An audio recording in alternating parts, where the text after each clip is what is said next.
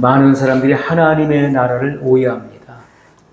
예수님께서는 하나님의 나라는 여기 있다 저기 있다 할 것이 아니요 너희 속에 있느니라. 그래서 예수님께서 말씀하신 이 심령의 천국, 이것은 천국의 지점을 말하는 것이죠. 이 지점이 있는 사람은 본점이 확실한 것입니다. 본점이 밝히 보이는 거예요. 그래서 장차 성도들이 들어갈 천국은 새하늘과 새 땅인 것입니다. 그리고 하나님께로부터, 하늘로부터 새 예루살렘 성이 내려와서 새 땅에 정착을 하는 거예요. 안착을 하게 되죠. 그곳이 바로 신랑 되시는 예수님과 더불어서 신부가 살 집을 말하는 것입니다. 자, 예수님께서 너희는 마음에 근심하지 말라. 하나님을 믿으니 또 나를 믿으라. 내 아버지 집에 거할 곳이 많도다.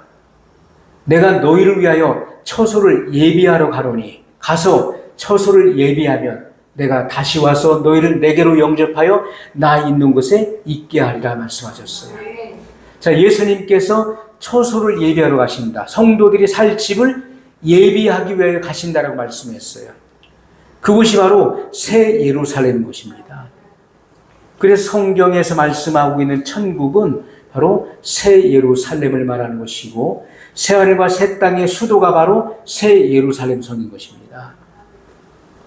자, 예수님께서 말씀하신 하나님의 나라, 하나님의 나라는 그 바실레이아를 말하는 것인데 하나님의 나라는 너희 속에 있다. 이것은 심령의 천국이 이루어질 것을 말씀하고 있는 것입니다.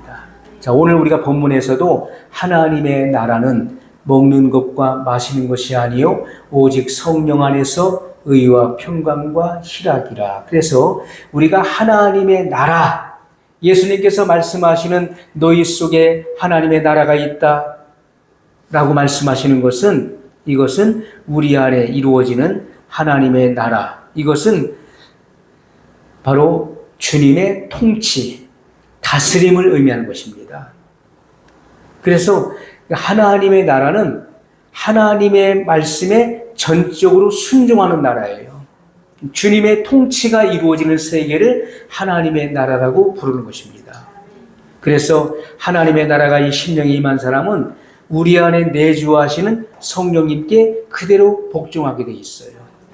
성령님께서는 보호자에 계신 아버지의 뜻을 정확하게 알고 계시기 때문에 우리 마음속에 그 하나님 아버지의 그 뜻을 성취하기 위해서 선한 욕구와 동기를 불러일으키시는 것입니다. 우리가 성령님께 순종하면 하나님의 의를 이룰 수 있는 것입니다. 하나님의 나라는 먹는 것과 마시는 것이 아니요 이렇게 말씀했어요. 먹고 사는 의식주에 집착해서 거기에 골몰하는 것이 아니라는 것입니다. 하나님의 나라가 이루어진 사람은 먹고 마시는 것은 다 주님께 맡기는 거예요.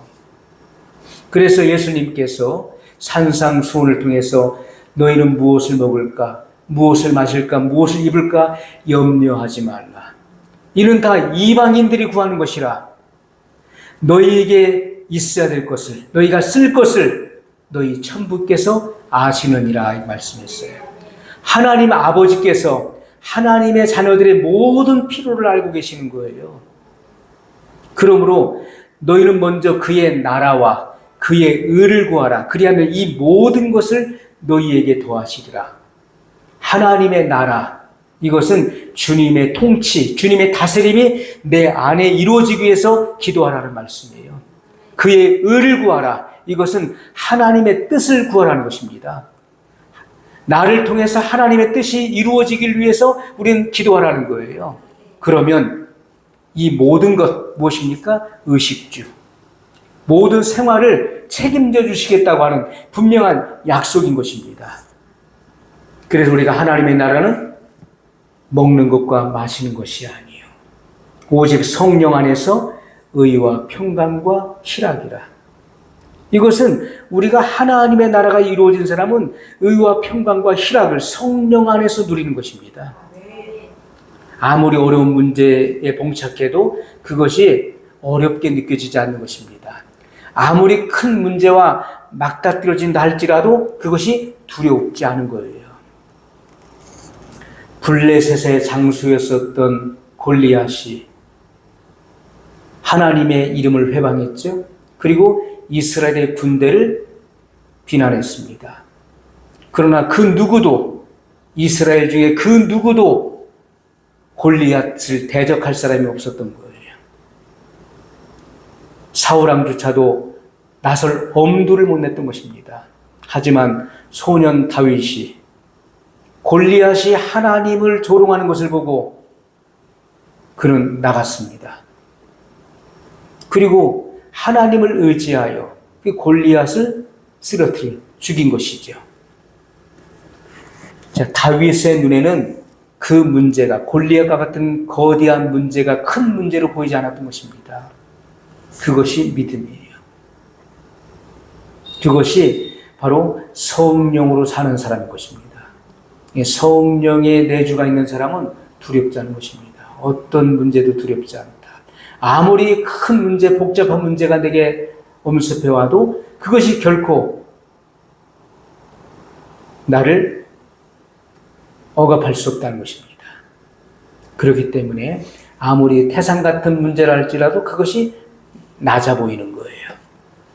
아무리 거센 파도가 몰려온다 할지라도 그것이 나를 엄몰하지 못한다는 사실을 믿는 것입니다. 왜냐하면 그 배후에 더 위대하신 하나님이 계시기 때문에 그 하나님을 바라보는 거예요. 자, 그래서 우리가 이 같은 성령 안에서 의와 평강과 희락을 누리는 사람은 벌써 이 땅에 살고 있지만은 하늘의 기쁨을 맛보고 있는 거예요. 이 천국의 기쁨을 이 땅에서 누리고 있는 것입니다. 자, 기독교 2000년 역사를 통해서 엄청난 박해가 있었어요. 기독교에 엄청난 탄압이 있었습니다. 하지만 그러한 탄압 앞에 굴복되지 않았던 그 이유가 무엇입니까?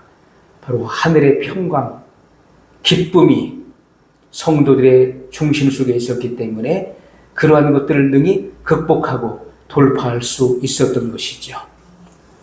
그렇기 때문에 성령의 지배를 받은 사람은 죽도록 충성할 수 있는 것입니다. 죽도록 충성한다. 이것은 죽은 셈 치고 죽을 각오를 가지고 목숨을 내놓고 충성하라는 거예요. 그런데 오늘날 많은 사람들은 너무나 엄살이 심합니다. 봉사하지 않는 이유, 더 크게 헌신하지 못하는 이유가 무엇입니까? 몸살 날까 봐서요. 몸살 날까 봐. 전 더 하면은 몸살이 나요. 그래서 못하겠어요. 몸살 날 것이 두려워서 충성을 못하는 거예요. 죽을까 봐서요. 병 날까 봐서요. 엄두가 안 나요. 이것은 자기의 몸을 살리는 것이죠. 이런 사람은 더 깊은 헌신 가운데 들어갈 수 없는 것입니다. 주님께서 우리에게 말씀하시는 것은 내가 죽도록 충성하라. 그리하면 생명의 면류관을 내게 주리라 약속한 것입니다. 죽도록 충성하라. 죽도록. 죽을 각오를 가지고 하라는 거예요. 죽은 셈 치고 충성하라는 것입니다. 목숨을 내놓으라는 거예요. 그래서 주를 위해서 목숨을 내놓는 자에게 생명의 면류관을 내게 주리라.